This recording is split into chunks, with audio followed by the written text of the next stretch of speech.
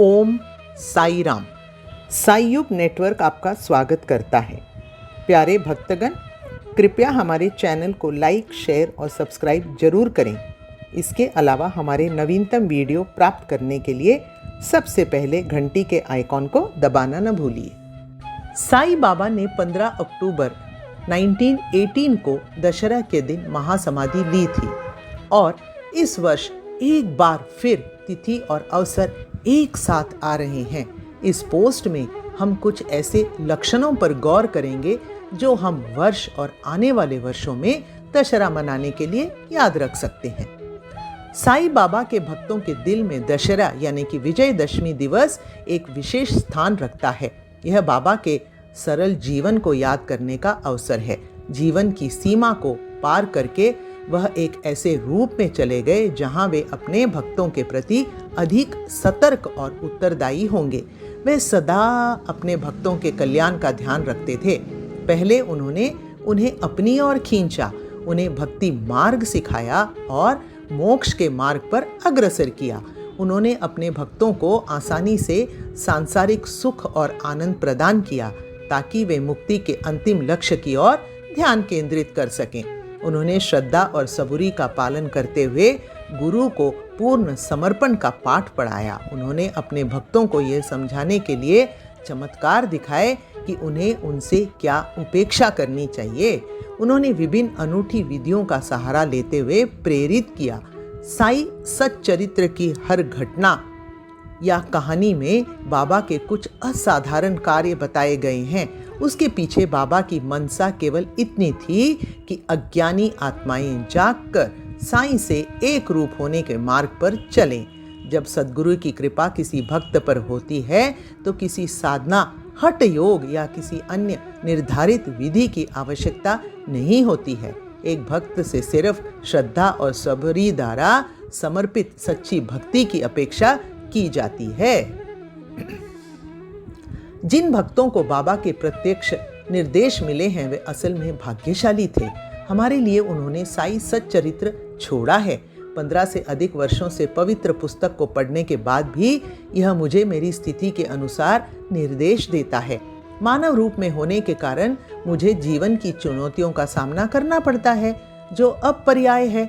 जैसे कि 15 वर्ष से भी अधिक समय से यह ग्रंथ पढ़ने के बाद भी जो कथन ने मुझे मेरी जीवन स्थिति से अनुसार कभी कोई हल सुलझाया था, आज जब मैं आध्यात्मिक मार्ग पे अग्रणी होने की चेष्टा से पढ़ती हूँ तो मुझे वही कथन अनोखी सूझ देता है। यह बात आश्चर्यजनक है ना? जरा सोचिए, कथन समान है लेकिन वह एक ही व्यक्ति को अलग अलग समय पर अलग अलग अर्थ देते हैं। जैसा कि पवित्र पुस्तक अपने पाठकों के साथ अपनी मानसिकता के आधार पर बात करती है। पुस्तक में सभी के लिए रत्न है। यह वह असली खजाना है जो बाबा ने हमारे लिए छोड़ा है और हम इसमें से कितना भी और कैसा भी रत्न खोज सकते हैं जो पूरी तरह से हमारी श्रद्धा और सबूरी के स्तर पर निर्भर है। बाबा का भक्त हमेशा किसी न किसी दिन उनसे मिलने के लिए तरसता रहता है। उस समय भक्त दूर दूर से शिरडी पहुंचने और द्वारका माई में उनसे मिलने जाते हैं, लेकिन अब उसकी आवश्यकता नहीं है। हमें बस इतना करना है कि श्रद्धा सबूरी का ईंधन डालकर अपने अंदर की आग को जलाए रखें और गहरी भक्ति के साथ उसे जलाएं। बहुत से भक्त पाठक ये सोच रहे होंगे कि हे बाबा, हमें मनुष्य के रूप में दर्शन दिए हैं, लेकिन जब वे मेरे सामने थे तो मैं उन्हें पहचानने में असफल रहा। यह हमारी सीमित मानवीय बुद्धि के कारण और साथ ही हम अभी तक उनके रूप में उनसे दर्शन पाने के लिए पके नहीं हैं जिसे हम जानते हैं और उन्हें पहचानते हैं। उनके रूप के बारे में एक तस्वीर है जो हम सभी के मन में है और इसलिए यह हमारे लिए एक मृत तृष्णा के रूप में काम करती है। हालांकि अत्यंत भक्ति और दृढ़ता के साथ हम निश्चित रूप से उनके दर्शन कर सकते हैं, क्योंकि जिस तरह से हम उनके लिए तरस रहे हैं वह भी हमारे मिलने के लिए तरस रहे हैं। इसके लिए कोई मानक पात्र मानदंड नहीं है, लेकिन कुछ बुनियादी गुण हैं जिन्हें हमें अपने अंदर विकसित करने की आवश्यकता है। अगर वे पहले से मौजूद हैं तो हमें उन्हें थामे रहने और उनसे चिपके रहने की जरूरत है।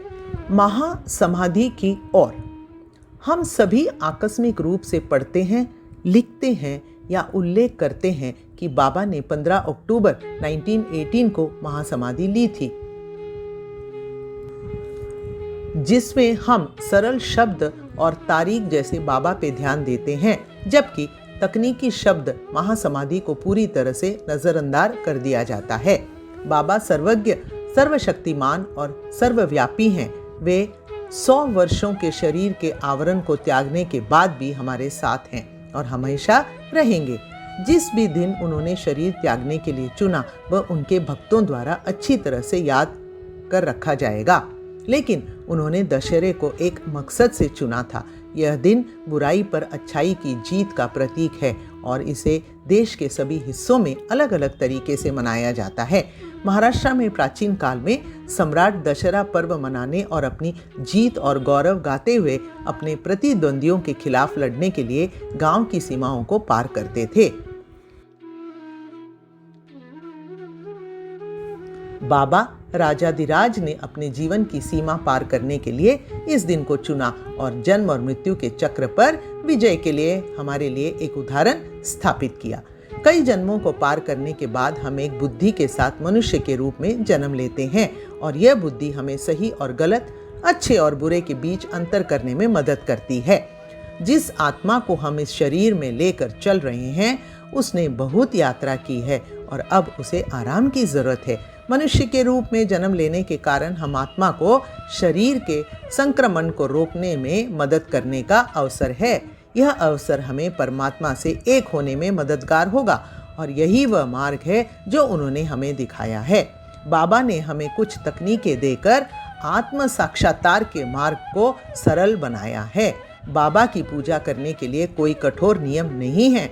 हम जो कुछ भी अपने दिल और इच्छा से अपनी भक्ति के अनुसार करते हैं वह उन्हें स्वीकार्य है। वह हमारे प्यार के लिए तरसते हैं, लेकिन साथ ही वह हमारे लिए उस तक पहुंचने का रास्ता भी बताते हैं।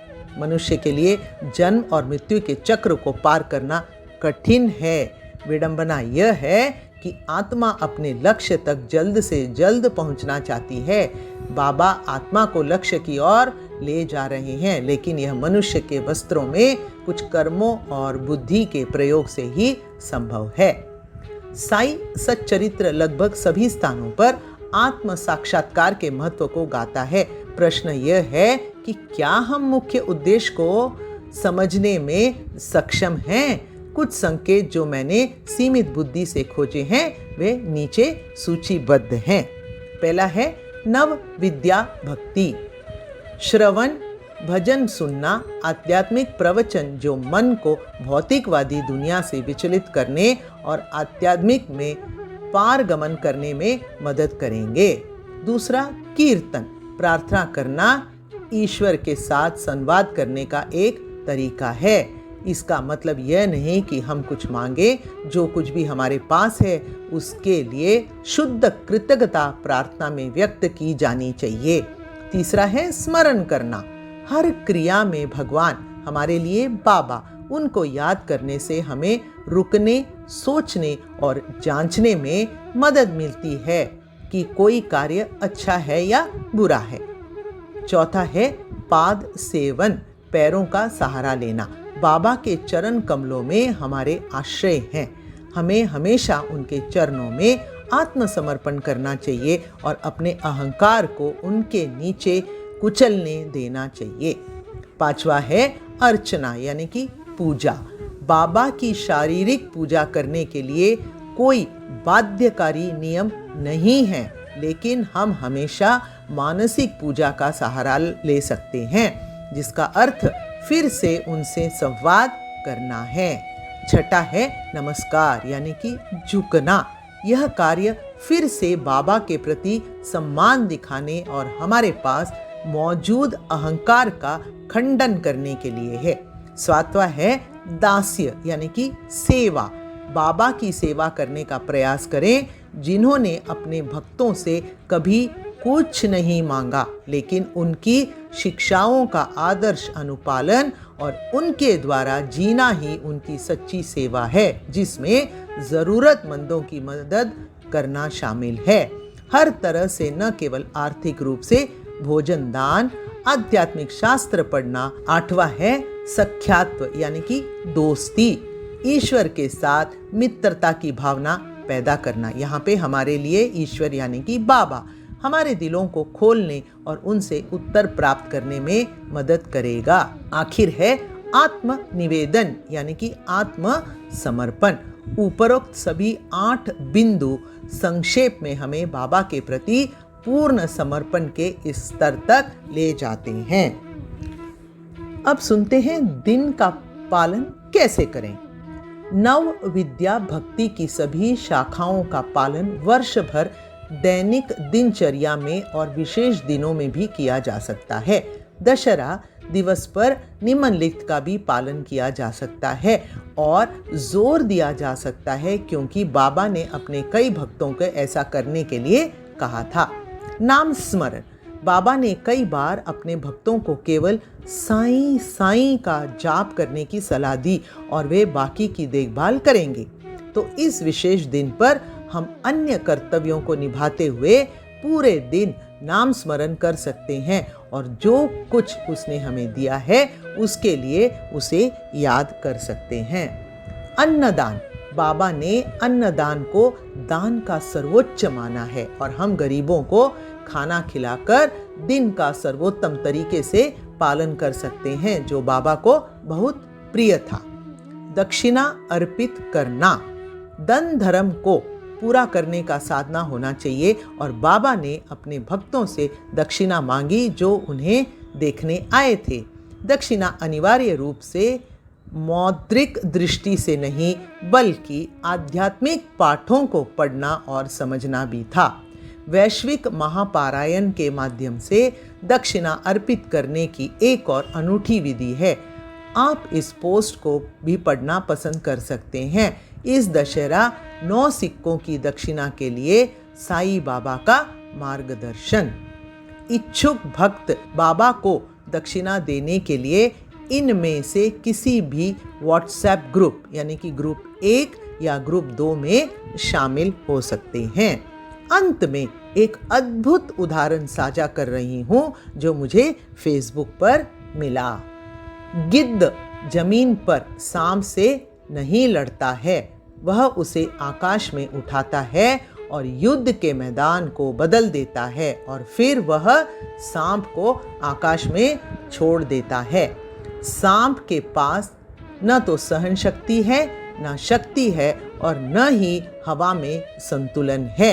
यह जमीन के विपरीत बेकार और कमजोर है, जहां वह शक्तिशाली, बुद्धिमान और घातक है।